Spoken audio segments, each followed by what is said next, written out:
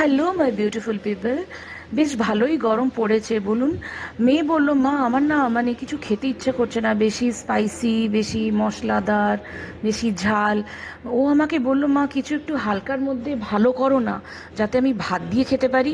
তখন আমি ভাবলাম ঠিক আছে, চিকেনের এই রেসিপিটা করা যাক, দেখি কেমন লাগে।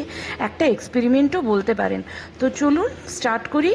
এই দেখুন, কথা বলতে বলতে আপনাদের সাথে আমি কি করেছি, রেকর্ডিংটা অন করতেই ভুলে গেছি। আমি কি করেছিলাম, আগের দিন রাত্রিরে বোনলেস চিকেনটাকে সয়া সস, ভিনিগার আর কালো মরিচ আর নুন দিয়ে ভালো করে মানে ম্যারিনেট করে আমি রেখে দিয়েছিলাম।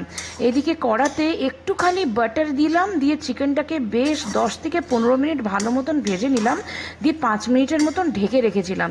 তারপরে লম্বা লম্বা লঙ্কাগুলো যেগুলো পাওয়া যায় না বাজারে, ওইগুলোকে লম্বা লম্বা করে কেটে আমি দিয়ে দিলাম। মানে চিকেনটা 70% রান্না হয়ে যাওয়ার পরই দিলাম, নাহলে এই লঙ্কাগুলো না গলে গেলে ভালো লাগবে না।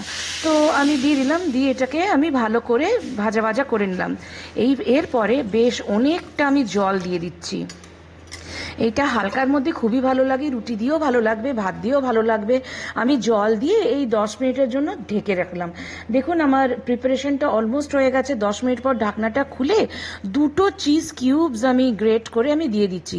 এটা প্রচণ্ডই একটা সিম্পল রান্না, আপনারা করতে পারেন, একদম চটজলদি হয়ে যায় আর প্রচণ্ড টেস্টি লাগে খেতে। আপনারা ট্রাই করবেন, আশা করি আপনাদের ভীষণ ভালো লাগবে। দেখুন দুটো চিজ কিউব আমি দিয়ে এটাকে আমি ভালো করে মানে নাড়িয়ে নিচ্ছি, যাতে চিজগুলো ভালো মতন গলে যায়। ব্যাস আমার প্রিপারেশনটা অলমোস্ট রেডি হয়ে গেছে। আর মানে আর সার্ভ করব, কিন্তু তার আগে মেয়েকে দেখি একটু টেস্ট করাবো নুন টুন ঠিক আছে কিনা। একটু চামচে করে আমি নিয়ে নিচ্ছি, যাতে ও টেস্ট করে বলতে পারে। দেখি তো কি বলে। ও বলল, মাম্মাম দারুণ হয়েছে, দারুণ টেস্টি হয়েছে। আশা করি আপনাদেরও ভালো লাগবে।